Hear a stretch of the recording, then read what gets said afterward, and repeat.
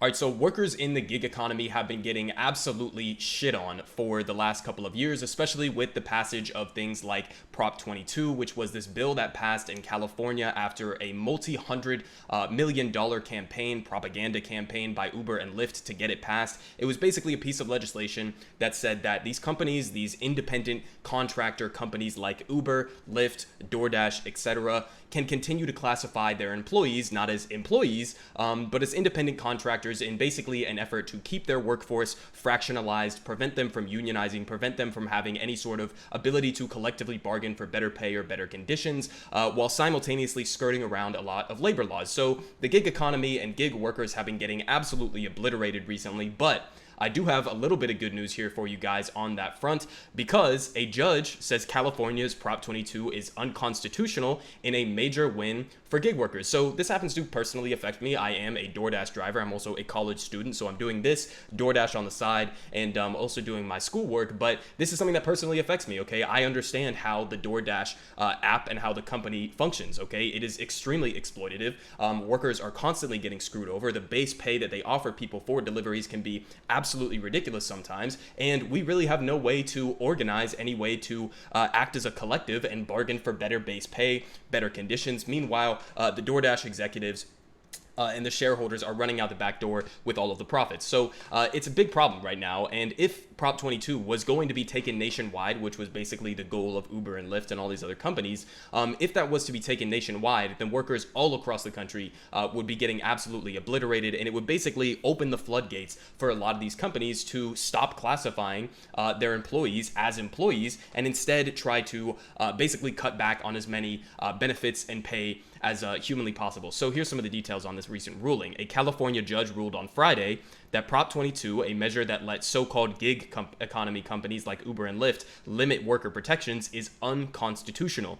Quote, "This is a major and deserved win for drivers and gig workers," the California Labor Federation tweeted Friday in response to the ruling, and passed last November after over $200 million in campaign spending by major gig companies. Prop 22 let the companies classify workers as independent contractors rather than employees, like I was just saying. I mean, listen, they can spend $200 million goddamn dollars on a propaganda campaign in order to get Prop 22 passed, but they can't afford to pay workers more. It's just a ridiculous situation.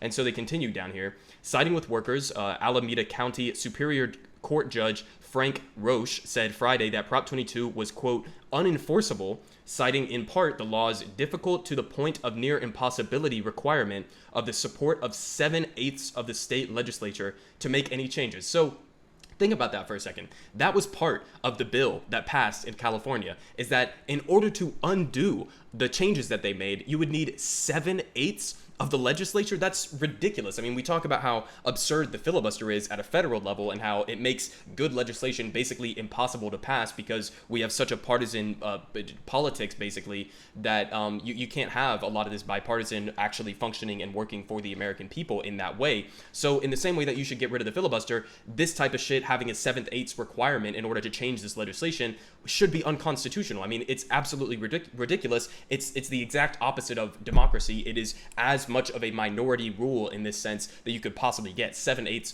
absolutely absurd and ridiculous. But they continue, quote, "A prohibition on legislation authorizing collective bargaining by app-based drivers does not promote the right to work as an independent contractor, nor does it protect work flexibility, nor does it provide minimum workplace safety and pay standards for those workers," Roche wrote.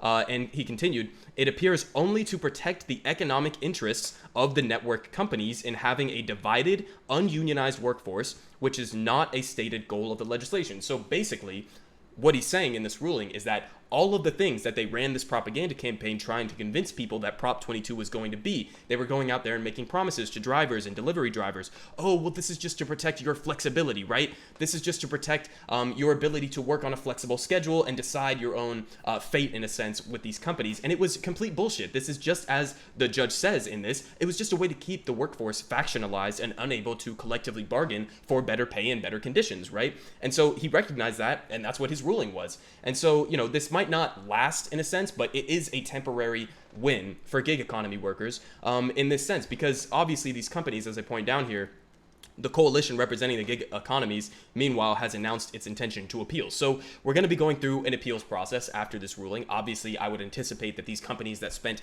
$200 million on a propaganda campaign to get the law passed in the first place are going to be willing to put up a lot of cash in order to get this ruling undone, or at the very least taken to the next level to try to get it knocked down in that sense. And so we'll have to see how this actually plays out. But temporarily, at least according to the logic of this judge, it seems like we're trending in the right direction. And if this holds up, and their appeal does not work, or if it is not sent to the next level in order to be appealed in that sense, then we're on a good track right now, and gig economy workers may not be getting shafted so much in the future.